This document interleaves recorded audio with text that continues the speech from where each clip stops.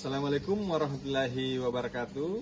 Perkenalkan, nama saya Nasrullah, calon guru penggerak Angkatan 10 Kabupaten Pindrang. Kali ini saya akan melaksanakan kegiatan diseminasi budaya positif di sekolah modul 1.4. Selamat menyaksikan. Kita hantarkan kepada Nabi besar kita, Nabi Sallallahu Alaihi Wasallam, yang telah menjadi suri teladan bagi kita semua. Acara selanjutnya menyanyikan lagu Indonesia Raya. Dimohon kepada Bapak Ibu guru untuk berdiri.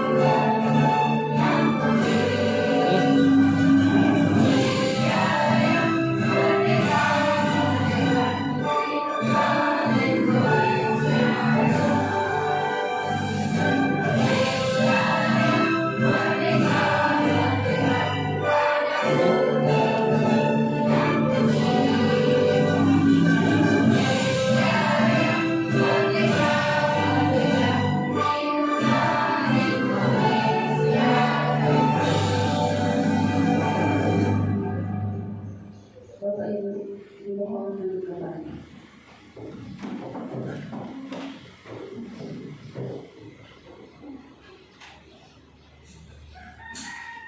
Acara selanjutnya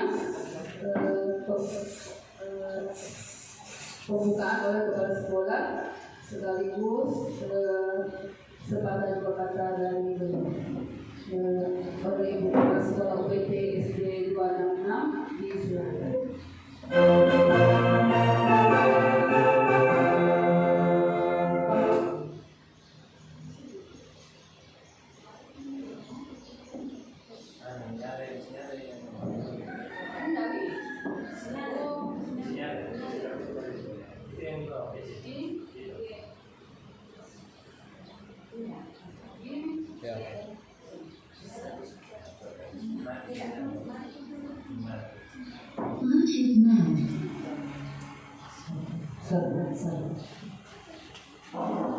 Rekan-rekan pendidik yang saya hormati, Bapak Ibu, CPD, dan seluruh yang dua yang saya hormati.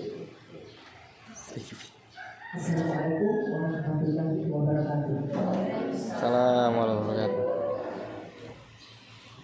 Pertama-tama, mari kita menjadikan puja dan puji kehadiran Allah Subhanahu wa Ta'ala, di mana kita dapat bersama menghadiri acara diseminasi dari adik-adik kita dalam keadaan sehat walafiat, serta salawat dan salam kita curahkan kepada Nabi Muhammad Sallallahu Alaihi Wasallam beserta keluarga dan sahabat.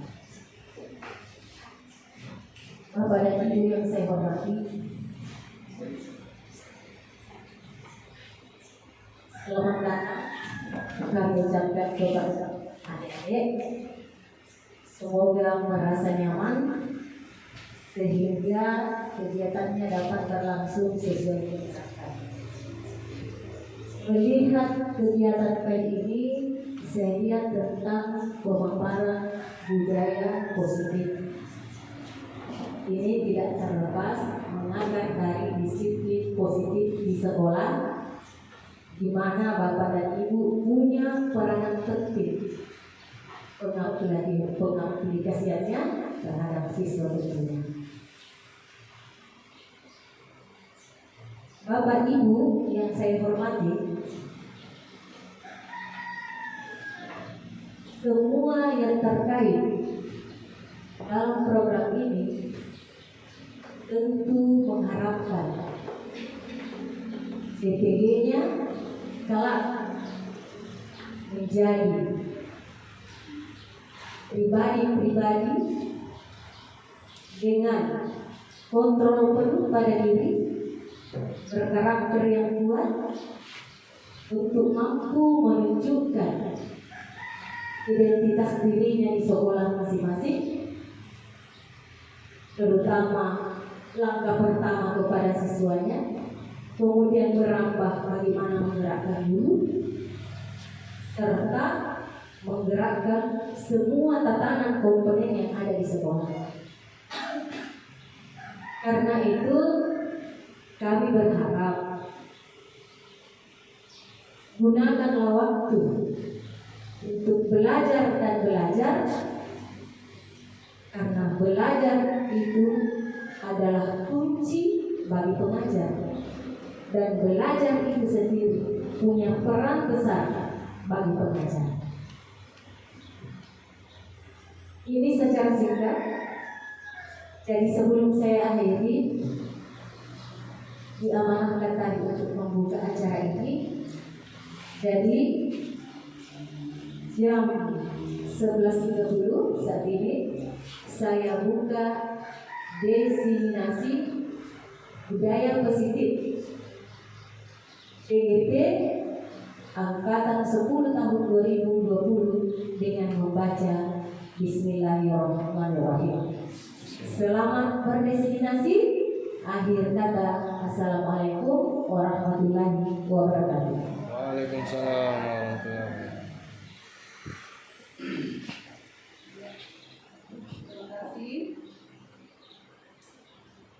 Terima kasih kepada Ibu Kepala Sekolah UPT SDN 266 Pindrang. Dan selanjutnya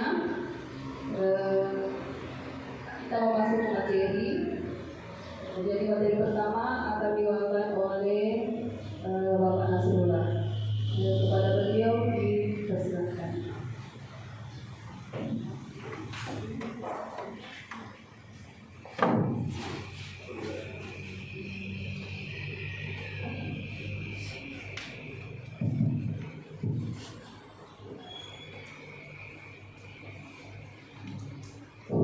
Bismillahirrahmanirrahim. Assalamualaikum warahmatullahi wabarakatuh.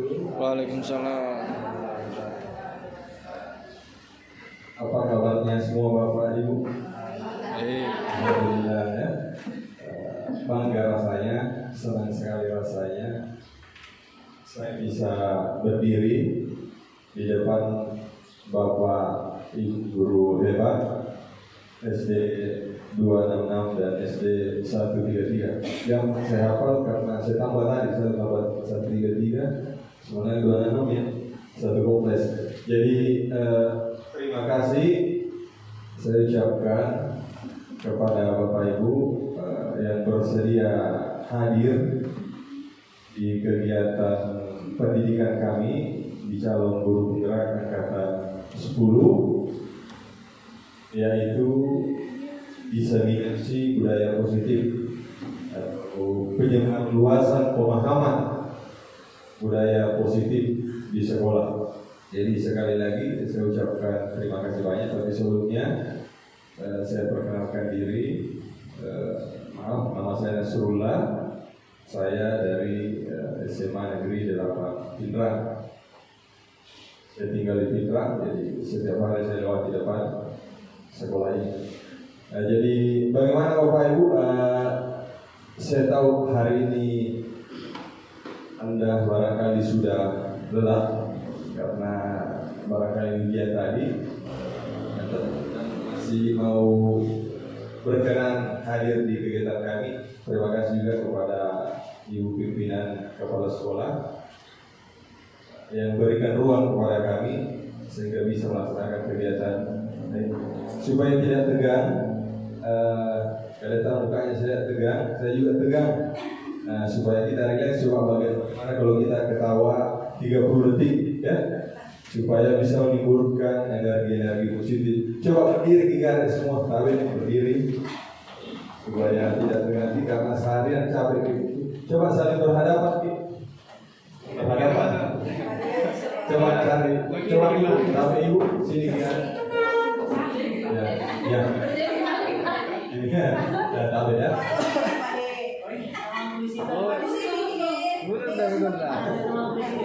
Ya, biar kalau dipakai dulu itu semua. Ya oke. Supaya bisa timbul energi positif dari kita, coba saling tatap, kemudian ketawa, tatap mukanya. Coba berikan ekspresi kepada temannya. Ya, oke, ekspresi ya. Oke. Terima kasih. Silakan dulu. Biasanya itu kalau kita ketawa itu bisa menimbulkan energi positif dalam diri kita berkaitan dengan budaya positif ya. Bapak guru, ibu guru hebat, ini bentuknya tidak hanya penyebar luasan pemahaman. Barangkali Bapak Ibu jauh lebih tahu dari kami, tapi inilah tugas kami di program calon guru penggerak. Yang pertama yaitu budaya positif ya. Barangkali dari Bapak Ibu bisa dengar di sini ada guru penggerak barangkali ya. Ada barangkali yang tahu apa itu budaya positif. Kira-kira budaya positif itu apa? Coba siapa Bu? Apa? Yang terlintas saya di pikiran tak? Apa coba ada? Ya. Bisa Bu? Kebiasaan baik. Ya oke. Terima kasih. Kebiasaan baik ya itu. Nah, itu betul ya. Itu merupakan budaya positif. Bagaimana membiasakan murid kita untuk membentuk kebiasaan baik ya. Jadi kalau budaya positif menurut yang saya pahami, bagaimana itu menanamkan nilai-nilai atau keyakinan-keyakinan atau kebiasaan-kebiasaan untuk membentuk karakter murid ya. Nah, itu. Jadi bagaimana kita menanamkan sebuah nilai, keyakinan-keyakinan, tentunya berpihak pada murid, kemudian membentuk karakter positif dari murid. Itu dari budaya positif tarik pisah.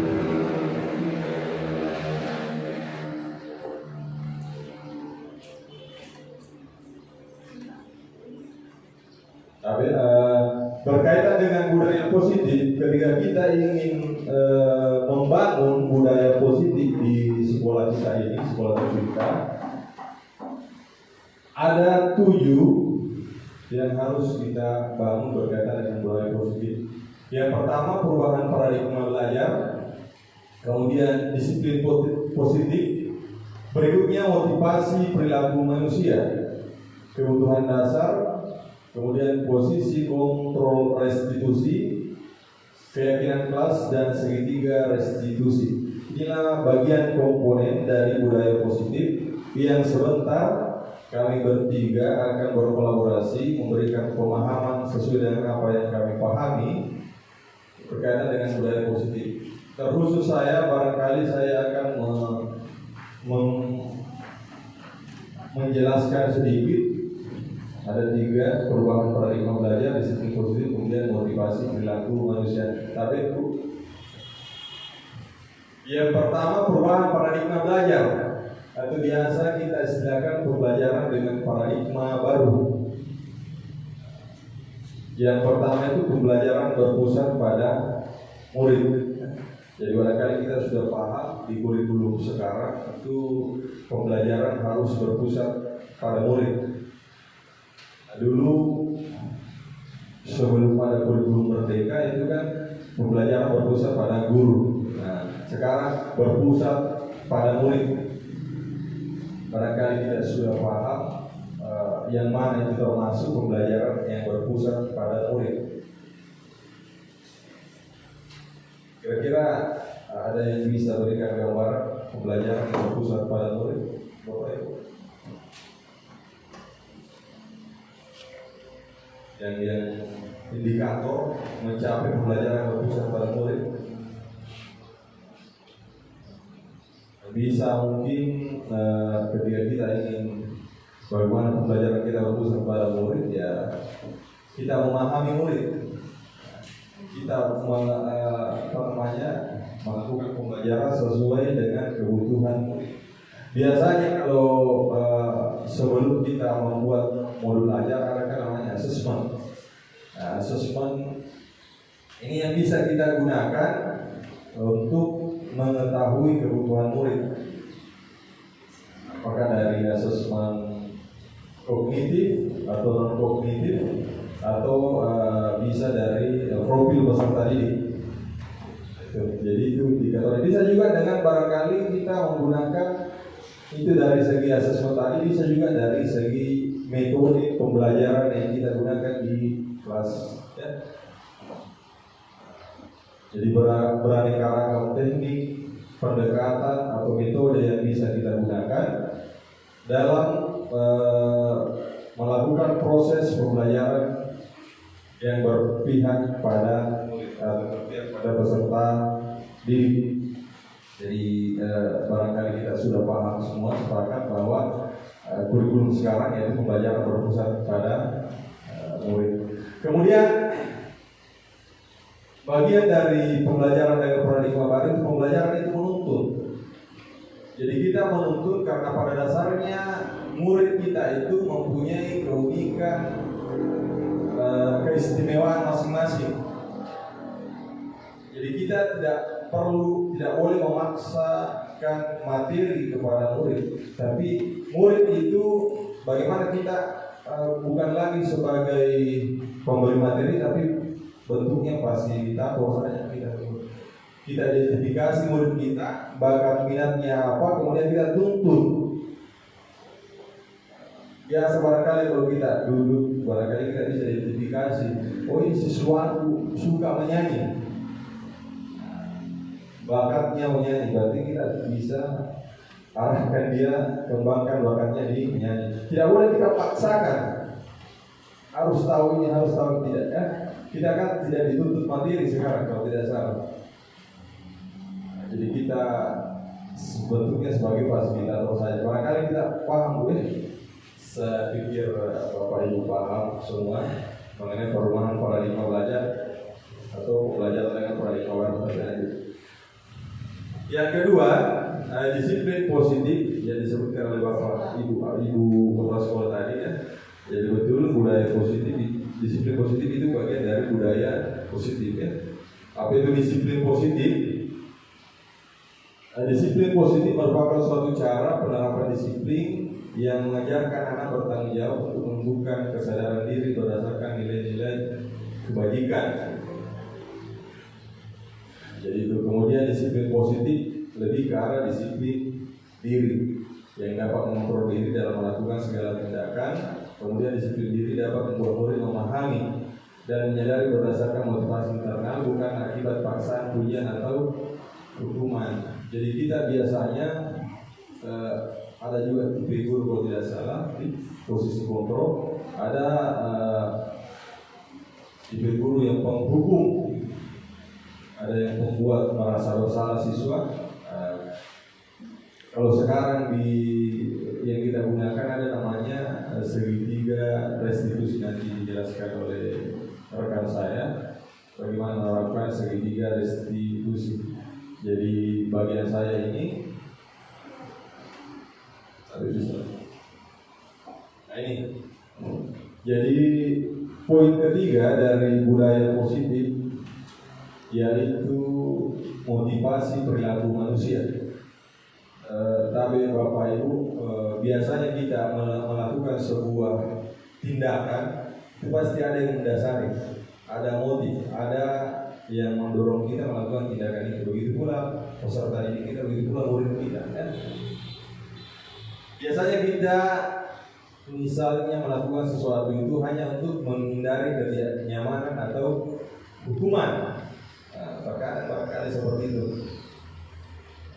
Kita hadir karena hanya menghindari ketidaknyamanan atau hukuman. Kemudian itu termasuk ekstrinsik. Jadi motivasi perilaku manusia itu ada dua, ekstrinsik dan intrinsik. Kalau ekstrinsik itu berasal dari luar diri kita. Kalau intrinsik berarti dari dalam diri kita. Begitu juga ke siswa, ke murid kita. Biasanya siswa juga misalnya melakukan sesuatu hanya untuk mendapatkan imbalan atau reward atau penghargaan dari orang lain. Itu termasuk dari luar dirinya. Yang kita mau hadirkan adalah motivasi intrinsik, yaitu untuk menjadi orang-orang yang mereka inginkan dan menghargai diri sendiri dengan nilai-nilai yang mereka percaya. Itu yang mau kita terapkan dalam murid kita. Karena kalau misalnya dia hanya menghindari ketidaknyamanan hukuman, berarti ketika tidak ada hukuman, berarti dia tidak akan melakukan sebuah tindakan yang benar. Nah, begitu pula dengan untuk mendapatkan reward saja, penghargaan. Ketika penghargaan tidak ada, maka dia tidak termotivasi untuk melakukan sebuah tindakan. Nah, barangkali kita sampai di sini paham.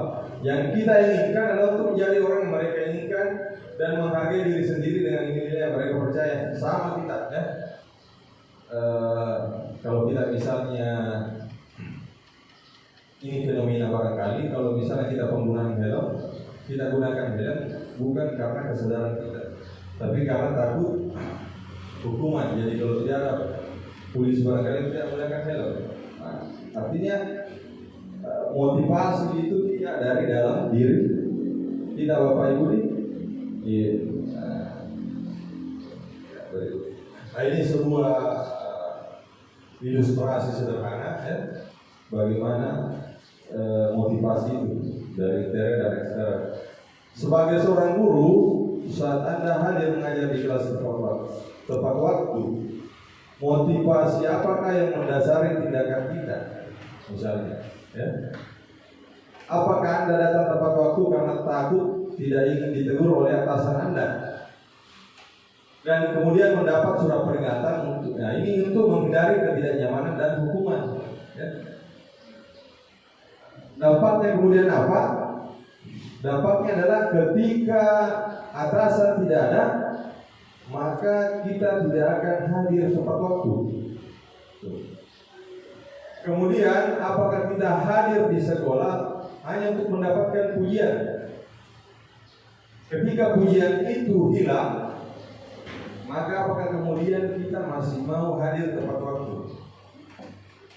Itu ekstrinsiknya dari luar. Tapi kalau dari dalam, misalnya ekstrinsik,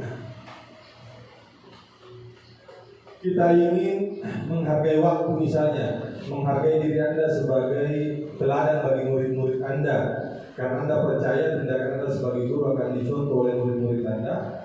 Nah, itu termasuk menghargai nilai-nilai diri sendiri. Nah, pertanyaan kemudian, manakah motivasi yang paling kuat mendasari tindakan kita? Barangkali kita bisa juga bawa ke murid kita. Apakah murid saya ini melakukan tindakan ini sebenarnya takut kepada saya? Atau karena saya mau kasih permen?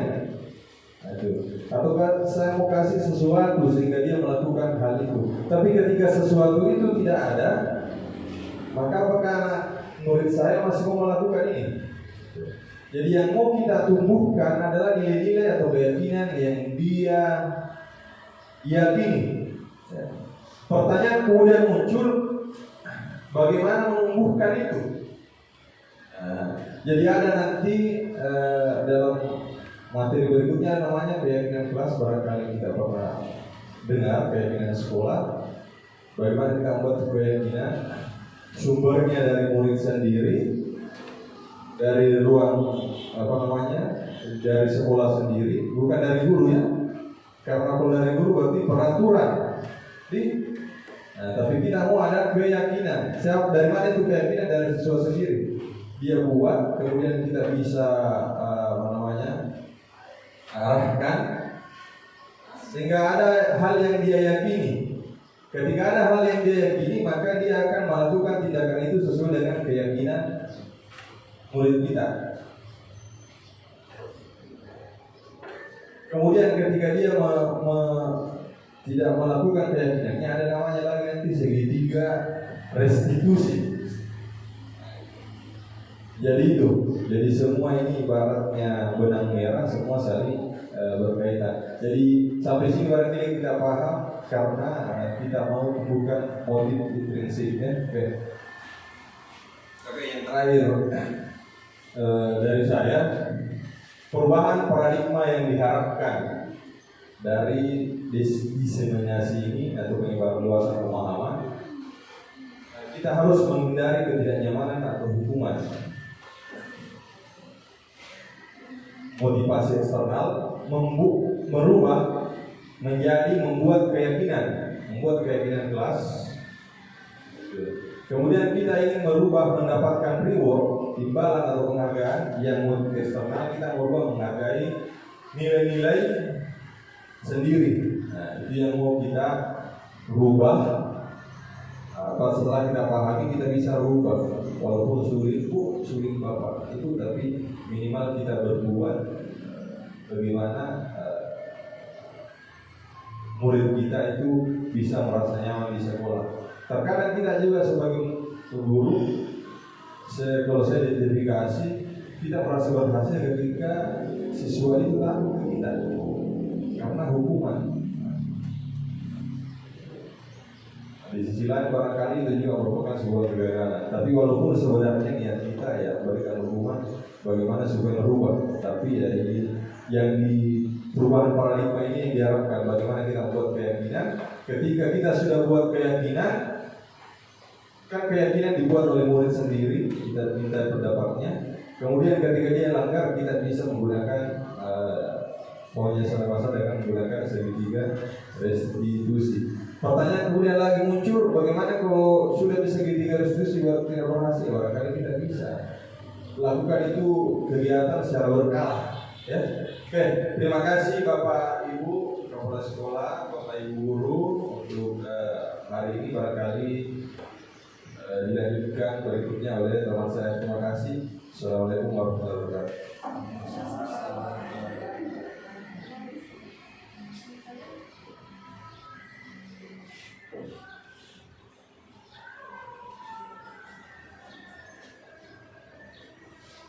Demikian tadi pemaparan dari Bapak Nasrullah. Kemudian materi selanjutnya akan dibawakan oleh Ibu Samsa. Kepada Ibu beliau disilakan.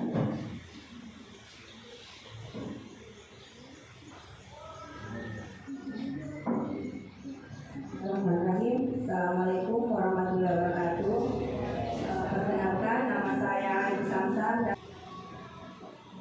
Ada studi kasus di sini, yaitu Bu Ambar, guru wali kelas 5 di SD Pelita Hati, sedang bingung menghadapi ulah salah satu muridnya di kelas, yaitu Doni. Beberapa anak di kelas 5 telah datang padanya untuk mengeluhkan Doni yang seringkali meminta bekal makan siang mereka dengan paksa. Jika Anda menghadapi situasi seperti itu, Ibu Ambar, apa yang akan Anda lakukan? Menurut Anda, kira-kira apa alasan Doni melakukan hal tersebut? Ada yang bisa kasih gambaran bagaimana kalau kita dalam posisi seperti itu, Bu? Ada sesuatu seperti itu, bagaimana reaksi kita? Ada yang bisa, Bu? Ditanya dulu.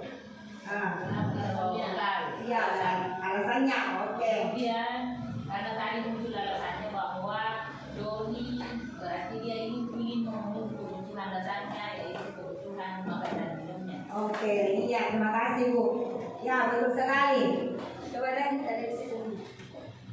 Nah, alasan yang pertama yaitu apabila jawaban Doni ketika ditanya oleh Ibu Ahmad adalah karena ia lapar dan orang tuanya tidak membawakannya bekal makan siang, maka kebutuhan dasar yang sedang berusaha dipenuhi oleh Doni adalah kebutuhan untuk bertahan hidup. Itu jawaban yang pertama alasannya. Lanjut. Nah, apabila Doni menjawab bahwa alasannya mengambil bekal temannya karena dia merasa senang, temannya jadi memperhatikan dia.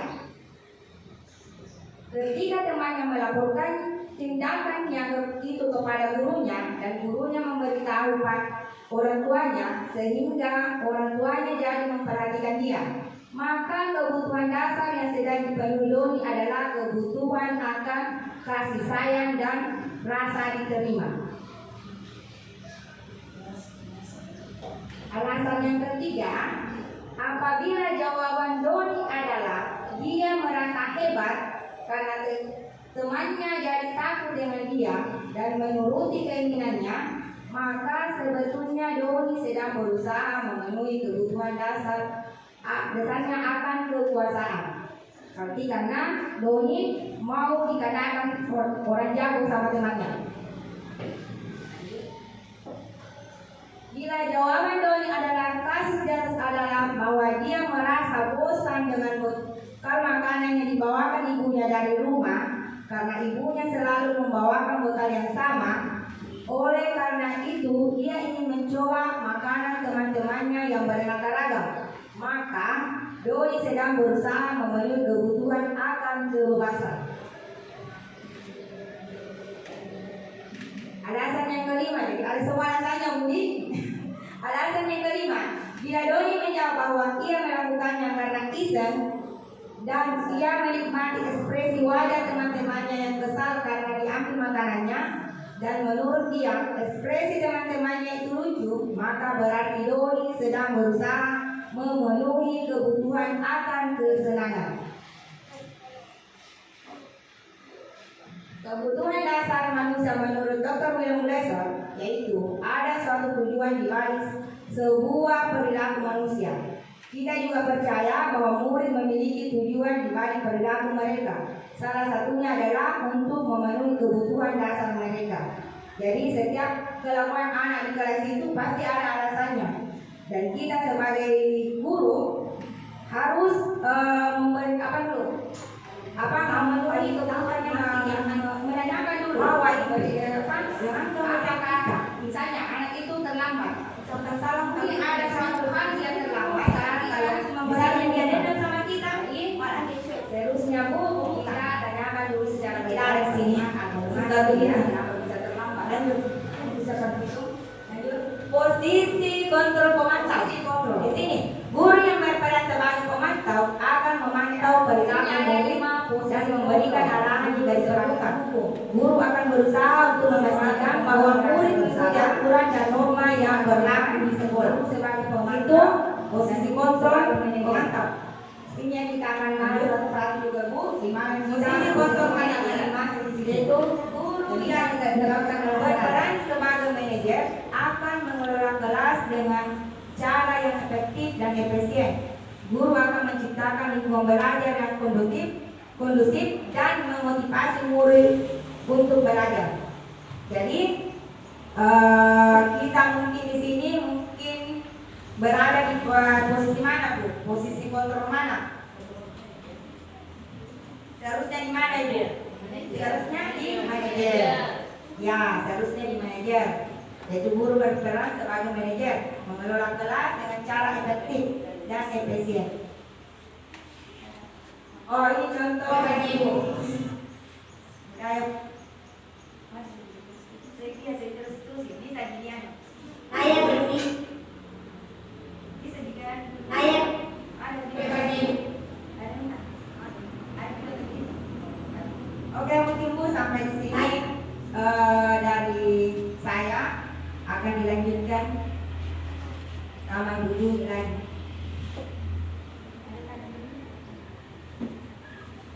Ya, baiklah Bapak Ibu dulu.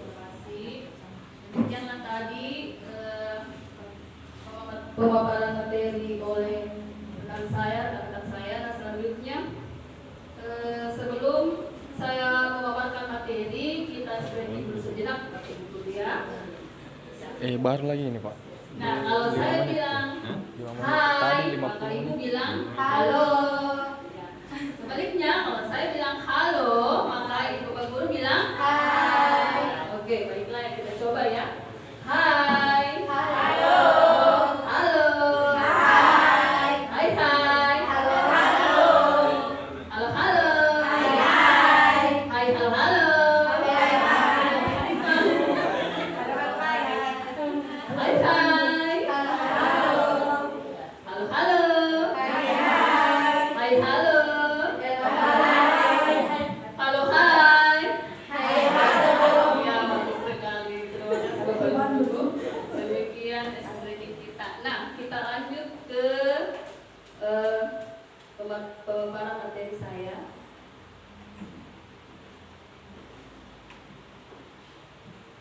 Ya, namun sebelumnya Bapak Ibu Guru, saya sampaikan kepada Bapak Ibu Guru bahwa kami berdiri di sini bukan berarti kami lebih tahu atau kami lebih tinggi posisinya, tetapi Bapak Ibu Guru kita semua sama, ya, posisi sama, yaitu masih dalam tahap belajar. Jadi saya tidak usah memperkenalkan diri ya, karena sudah tahu semua. Belum. Nah, Bapak Ibu Guru, bagian saya di sini, materi saya di sini adalah masih tentang budaya, salah satu budaya positif yaitu keyakinan kelas. Nah, ada yang pernah dengar keyakinan kelas? Kesepakatan kelas, ya, berhubungan juga dengan kesepakatan kelasnya. Ya, keyakinan kesepakatan kelas itu juga adalah bagian dari keyakinan kelas, tetapi bukan keyakinan kelas. Nah, kita lanjut. Di sini ada pertanyaan. Mengapa keyakinan kelas? Mengapa tidak peraturan kelas saja? Mengapa bukan peraturan? Kita bilang keyakinan kelas, bukan peraturan kelas. Nah, di sini ada pertanyaan dan jawabannya. Nomor 1, mengapa kita memiliki peraturan tentang penggunaan helm pada saat mengendarai kendaraan roda 2 atau motor? Mengapa kira-kira? Karena apa alasannya? Ya, betul. Karena keselamatan. Ya, kita sadar kita perlu memakai helm Bapak Ibu Guru untuk keselamatan kita. Kemudian pertanyaan yang kedua, mengapa kita memiliki peraturan tentang penggunaan masker dan mencuci tangan setiap saat? Kalau kita tanyakan untuk diri kita sendiri, kenapa ada aturan itu? Supaya bersih. Itu sama untuk kesehatan atau juga kesehatan. Nah, Bapak Ibu Guru, nilai-nilai keselamatan atau kesehatan inilah yang kita sebut sebagai keyakinan. Ya, jadi bukan aturan saja, tapi kita harus yakini. Nah, ini Bapak Ibu Guru, nah di sini ada pengertian dari keyakinan. Keyakinan yang itu nilai-nilai kebajikan universal, ya, nilai-nilai kebajikan seperti tadi kesehatan, keselamatan, menghormati, nilai-nilai kebajikan. Nilai-nilai kebajikan universal. Universal artinya menyeluruh, ya. Nilai-nilai kebajikan universal yang disepakati secara tersirat dan tersurat. Maksudnya tersirat dan tersurat? Kita bicarakan dan kemudian kita tulis.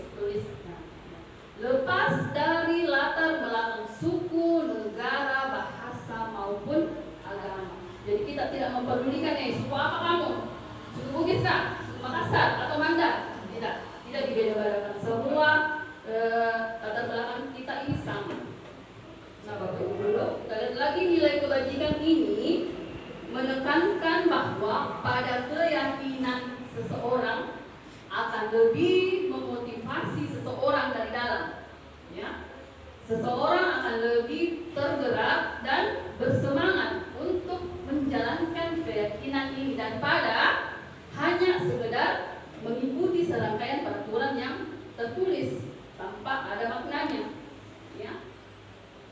Nah, murid-murid pun demikian Bapak Ibu guru. Ya, tadi itu untuk kita, murid-murid juga begitu, sama.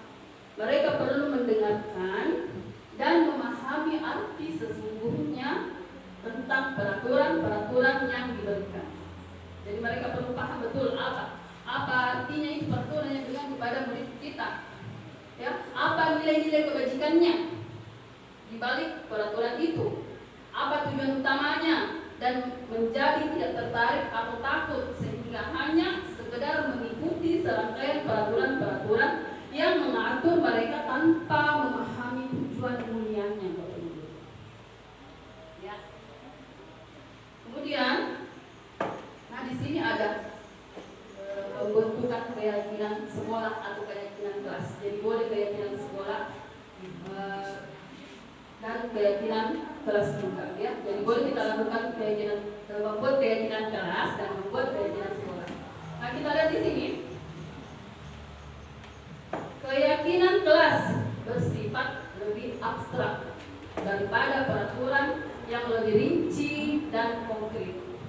Kemudian, keyakinan kelas berupa pernyataan-pernyataan universal. Yang kita tahu itu universal adalah menyeluruh.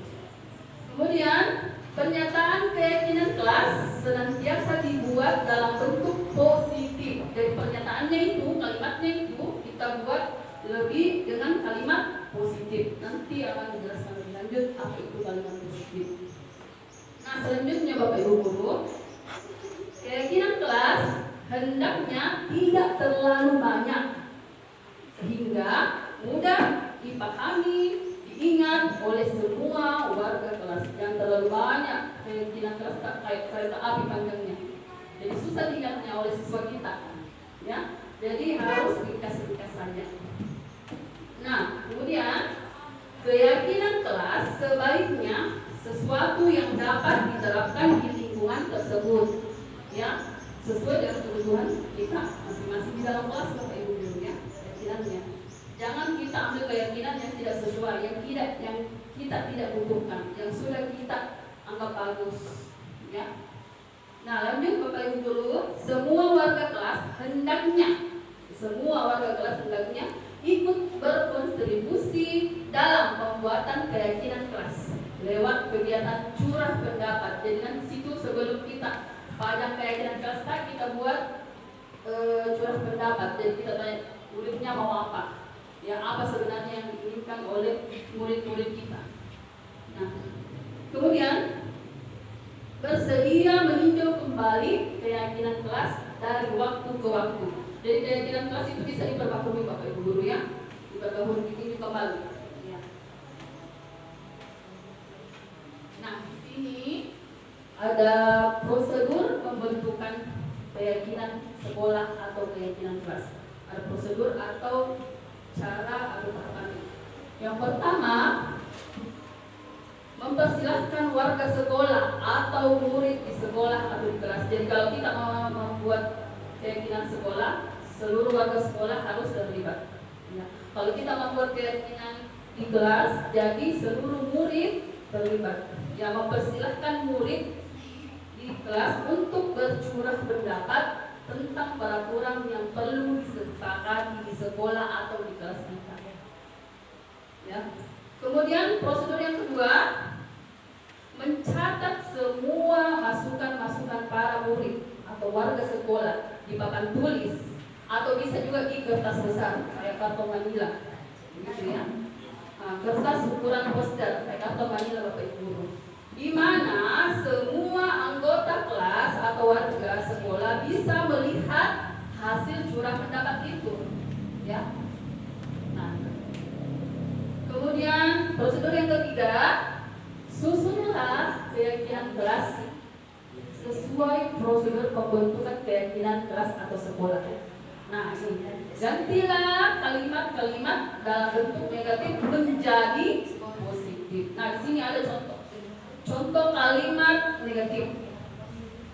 Jangan berlari di kelas atau koridor. Nah, itu merupakan contoh kalimat yang negatif. Kalimat positifnya bagaimana Bapak Ibu guru? Kita kita hapus kata jangan, ya. Kita ganti berjalanlah di kelas atau di koridor. Begitu. Nah, kita lihat prosedur yang keempat. Tinjau kembali. Jadi, tinjau kembali daftar curah pendapat yang sudah dicatat. Anda mungkin akan mendapati bahwa pernyataan yang tertulis di sana masih banyak yang berupa peraturan-peraturan. Jadi dibedakan antara peraturan dengan keyakinan. Kemudian prosedur yang kelima, tinjau ulang keyakinan sekolah atau kelas secara bersama-sama. Jadi kita tinjau secara bersama-sama dengan murid-murid atau warga sekolah. Kemudian yang keenam, setelah keyakinan sekolah atau kelas selesai dibuat, maka semua warga kelas dipersilahkan meninjau ulang, ditinjau lagi, dan menyetujuinya dengan menandatangani keyakinan sekolah atau kelas tersebut, termasuk guru dan semua warga atau murid. Prosedur yang ketujuh, keyakinan sekolah atau kelas selanjutnya bisa diletakkan di dinding kelas di tempat yang mudah dilihat semua warga kelas. Jadi kita pajang ya Bapak Ibu setelah membuat keyakinan kelas tersebut. Nah, di sini ada contoh keyakinan kelas. Ada keyakinan kelas dari kelas 1 dan ada juga keyakinan kelas dari kelas 5. Contoh keyakinan kelas di kelas 1.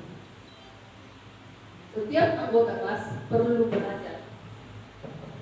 Setiap anggota kelas perlu senang. Setiap anggota kelas perlu melakukan tugas. Setiap anggota kelas perlu saling menghargai. Setiap anggota kelas perlu merasa aman.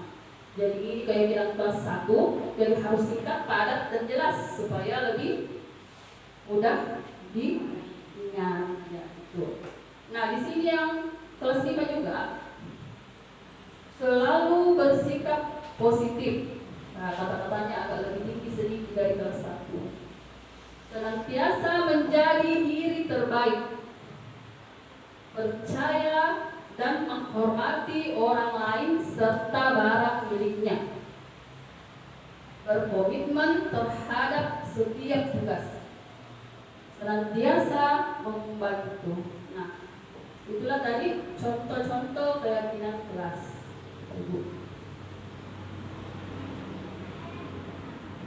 Nah, tadi ya, nah sekarang demikian tadi itu keyakinan kelas dari saya. Kita beralih ke materi selanjutnya, yaitu segitiga restitusi. Masih mau breaking? Breaking dulu satu kali lagi. Breaking sekali lagi. Breakingnya pakai tepuk. Kalau saya bilang tepuk pagi, tepuknya satu kali. Tepuk siang 2 kali. Tepuk malam tidak tepuk. Kenapa tidak tepuk?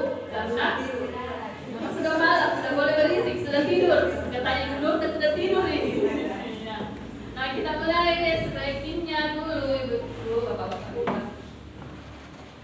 Tepuk pagi, tepuk siang, tepuk malam. Bagus sekali. Ulangi.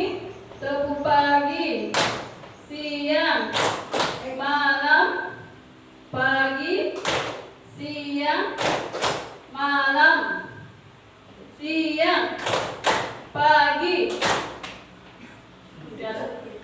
malam. Malam, siang, pagi. Oh, bagus sekali. Semua masih berkonsentrasi.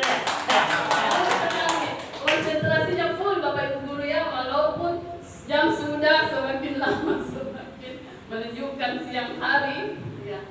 Nah, Bapak Ibu guru kembali ke materi kita hari ini. Selanjutnya materi saya adalah segitiga restitusi. Ada yang sudah dengar ini segitiga restitusi? Sudah dengar sama tadi? Ya? Sudah pernah dengar? Siapa yang menyebutkan tadi segitiga restitusinya? Ya, oleh Bapak Nasrul tadi ya, yang nah Nah, lihat di sini segitiga restitusi ini Bapak Ibu adalah proses dialog antara kita dengan murid kita, ya. Jadi kalau kita melakukan segitiga restitusi ini harus ada murid yang melanggar, ya. Harus ada murid yang melanggar. Baru akan terjadi proses dialog segitiga restitusi ini. Nah, kita lihat di sini. Penasaran siapa menciptakan segitiga restitusi? Inilah dia, Diana Gosen. Diana Gosen dalam bukunya Restitution, Restructuring School Discipline tahun 2021. Mohon maaf kalau bahasa Inggris saya kurang. 2001, ya, mohon maaf.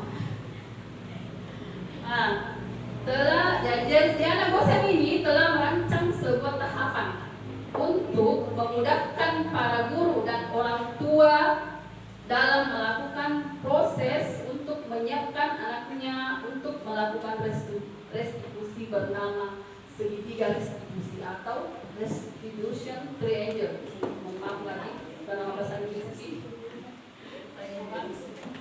Nah, jadi ini segitiga restitusi ini boleh diterapkan di kelas dan boleh juga diterapkan di rumah kita, Bapak Ibu, ya. Nah, lanjut. Nah, inilah dia bagan segitiga restitusi. Ini bagannya segitiga restitusi. Ya, dari bawah ini kita lihat mulai dari bawah. Kita mulai dari bawah adalah menstabilkan identitas. Ya, apa-apa saja yang termuat dalam sini menstabilkan identitas.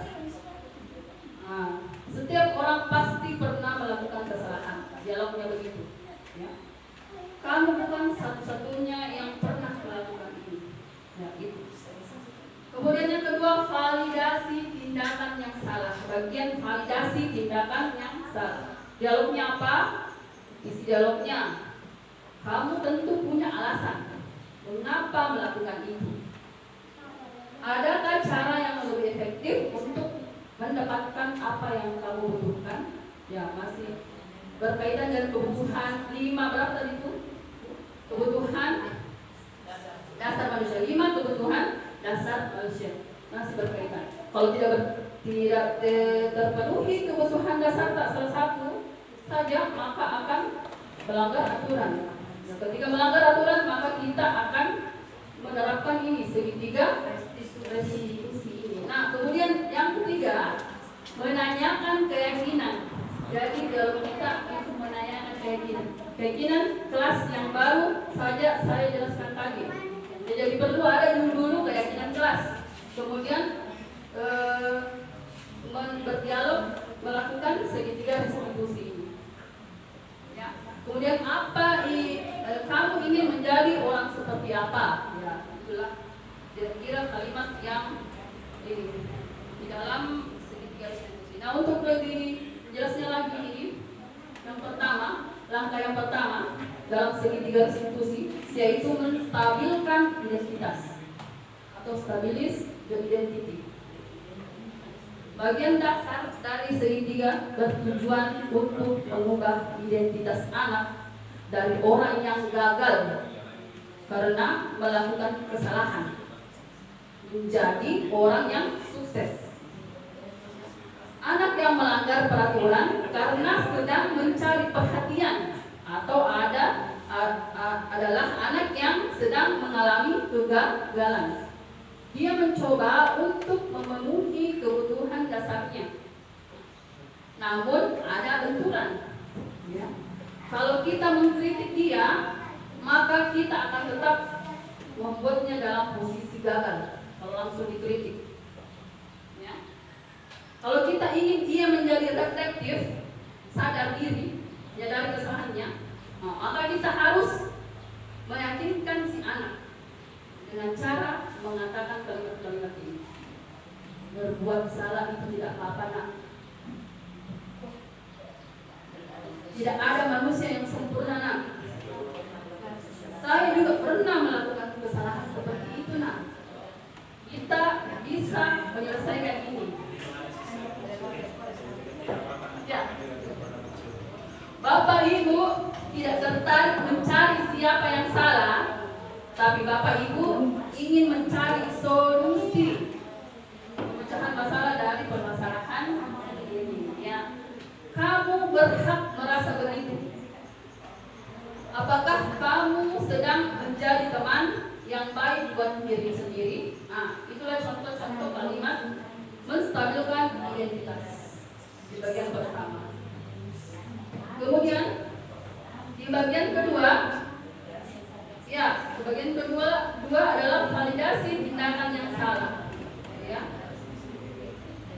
Nah, setiap tindakan kita dilakukan dengan suatu tujuan, yaitu memenuhi kebutuhan dasar. Ya. Kalau kita memahami kebutuhan dasar apa yang mendasari sebuah tindakan, kita akan bisa menemukan cara-cara paling efektif untuk memenuhi kebutuhan tersebut. Menurut teori kontrol, semua tindakan manusia, baik atau buruk, pasti memiliki maksud atau tujuannya tertentu. Ya. Seorang guru yang memahami teori kontrol pasti akan mengubah pandangannya dari teori stimulus respons ke cara berpikir proaktif yang mengenali tujuan dari setiap tindakan. Kita mungkin tidak suka sikap seorang anak yang terus-terus merengek, ya. Kita tidak suka kalau merengek-rengek. Ya. Tapi bila sikap itu mendapat perhatian dari kita, maka itu telah memenuhi kebutuhan anak tersebut. Nah, selanjutnya kita lihat di sini ada kalimat-kalimat di bawah ini, masih tahapan yang kedua ini yang penting. Validasi tindakan salah di sini kalimatnya. Kalimat di bawah ini mungkin terdengar asing buat guru. Namun bila kita dikatakan dengan nada tanpa menghakimi dan memvalidasi kebutuhan mereka. Ya. Kita lihat, padahal kamu bisa melakukan yang lebih buruk dari ini ya Naya. Nah, kalimatnya untuk validasi tindakan yang salah. Kamu pasti punya alasan mengapa melakukan hal itu. Jadi ketika anak-anak bersalah, kita validasi dengan ini. Kamu patut bangga pada dirimu sendiri karena kamu telah melindungi sesuatu yang penting buatmu. Kamu boleh mempertahankan sikap itu, tapi kamu harus menambahkan sikap yang baru. Nah, itu tadi kalimat-kalimatnya. Biasanya guru menyuruh anak untuk menghentikan sikap tidak baik. Langsung kita stop, jangan begitu, tidak boleh, silakan. Nah, tapi teori kontrol menyatakan bahwa resep itu tidak manjur. Ya. Mungkin tindakan guru dengan memvalidasi sikap, ini yang tidak baik ini seperti bertentangan dengan aturan yang ada. Ya. Kenapa ini bela-bela? Kenapa mesti ini? Padahal sikapnya tidak baik, bertentangan dan ada. Namun sebetulnya tujuan untuk menunjukkan bahwa guru memahami alasan di balik tindakan itu. Jadi tujuannya ini guru, kita memperlihatkan kepada siswa, kita tahu tujuannya apa yang dilakukan oleh murid tersebut. Kemudian Bapak Ibu guru, di nomor yang ketiga, tindakan yang ketiga adalah yang terakhir adalah menanyakan keyakinan. Nah, teori kontrol menyatakan bahwa kita pada dasarnya termotivasi secara internal. Ketika identitas sukses telah tercapai, langkah pertama tadi sudah dicapai, dan tingkah laku yang salah telah divalidasi, yang langkah kedua, maka terakhir, maka anak ini akan siap untuk dihubungkan dengan nilai-nilai yang dia percaya dan berpindah menjadi orang yang dia inginkan. Pertanyaan-pertanyaan di bawah ini menghubungkan keyakinan anak dengan keyakinan kelas atau keluarga. Apa yang kita percaya sebagai kelas atau keluarga? Nah, di sini keyakinan kita memang harus sudah siap sebelum menanyakan ini. Apa nilai-nilai umum yang telah kita sepakati? Kita tanyakan itu kepada muridnya. Apa bayangan kita tentang kelas jadi orang yang seperti apa? Nah, penting untuk menanyakan ke anak kehidupan seperti apa nantinya yang mereka inginkan. Ketika anak sudah mendapat gambaran yang jelas tentang orang seperti apa yang mereka inginkan, guru dapat membantu anak-anak tetap fokus pada gambaran tersebut. Nah, di sini saya akan memperlihatkan video contoh penerapan segitiga distribusi.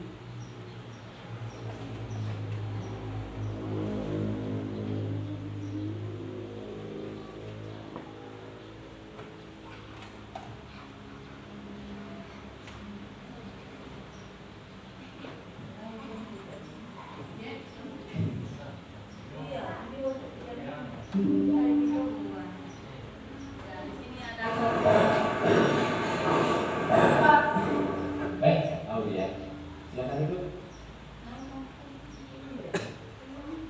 Gimana kabarmu, Aulia? Saya kesal sekali dengan tugas guru tadi, Pak. Dia tidak bersedia meminjamkan buku catatannya. Padahal saya hanya ingin menyalin tugas. Setiap orang tentunya besar jika tidak diajukan. Lalu apa tindakan kamu tadi, Aulia? Tadi saya robek buku catatannya, tapi cuma sampulnya aja kok, Pak. Kesel banget saya. Wajar jika kita emosi. Lalu, apa Aulia puas dengan tindakan itu?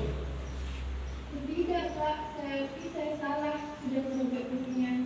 Lantas, seperti apa sikap yang Aulia yakini?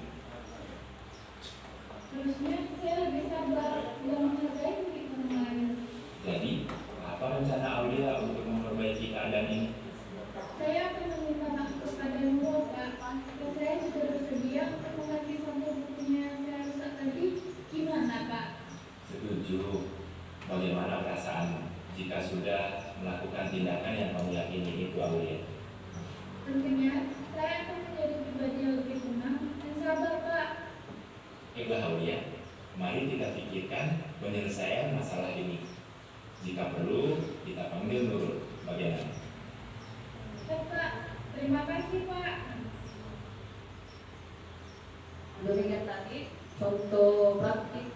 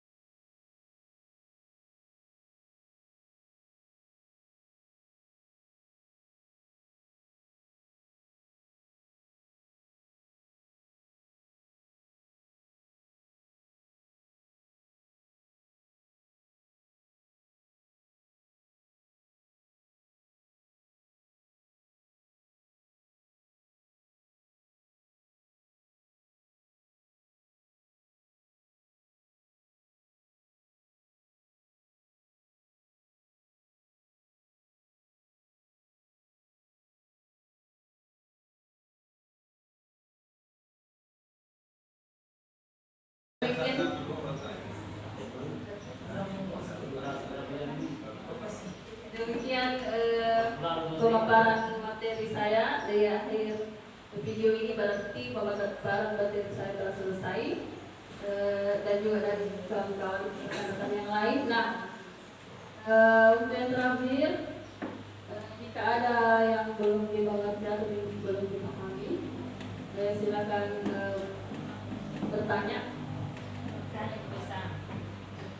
Saya rasa sudah cukup mengerti karena tadi selain dipaparkan melalui itu juga ada suatu videonya. Jadi ini kita tinggal butuh penerapannya. Dan mudah-mudahan saya tidak terapkan. Mudah-mudahan tidak ada siswa yang melakukan kesalahan. Betul sekali. Kalau tidak diterapkan berarti kelas Bapak Ihsan ini sudah berhasil. Ya, makanya saya berdoa mudah-mudahan saya tidak terapkan. Betul sekali. Baik, kalau tidak ada Kalau saya pertanyaan. terapkan berarti di sekolah masih ada. Nah, baiklah kita tutup acara ini. Namun sebelum kami tutup acara ini, saya meminta kepada Bapak Abdul Hamid untuk membacakan doa.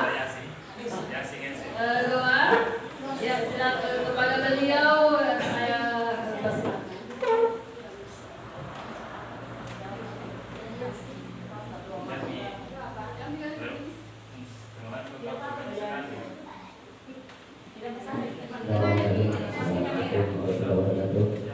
Jadi sebelum kita keluar ini berdoa, mudah-mudahan apa yang kita akan dengar ini dapat berkah dengan kongsi bangsa kita. Maubilah masyarakat baik, alhamdulillah kalau yang hampir setiap hari tanpa lagi mau yang bagi juga sudah ada Allah dan Muhammad Rasulullah. Allahumma shalli ala Muhammad wa ala alihi wasallam. Allahumma ighfir muslimina muslimat mu'minina wa mu'minatil ahya'i minhum innaka sami'un qaribun da'wati ya qadil hajat. Rabbana ighfir lana dzunubana wa ghfir lana sayyi'atina wa tawaffana ma'al abrar. Allahumma nas'aluka ilman nafi'an, Allahumma nas'aluka ilman nafi'an, Allahumma nas'aluka ilman nafi'an wa amalan mutaqabbalan wa rizqan halalan thayyiban. Rabbana atina fid dunya hasanah wa fil akhirati hasanah wa qina adzabannar. Sallallahu alaihi walhamdulillah rabbil alamin.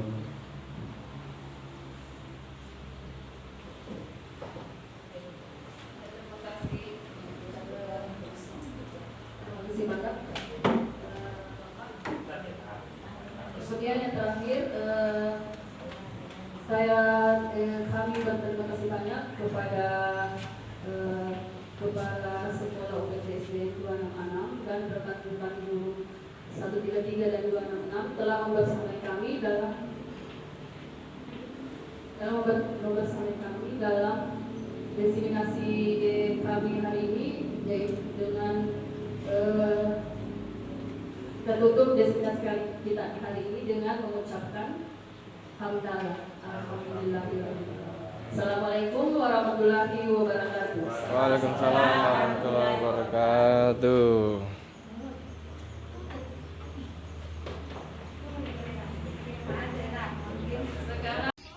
Demikianlah kegiatan diseminasi saya.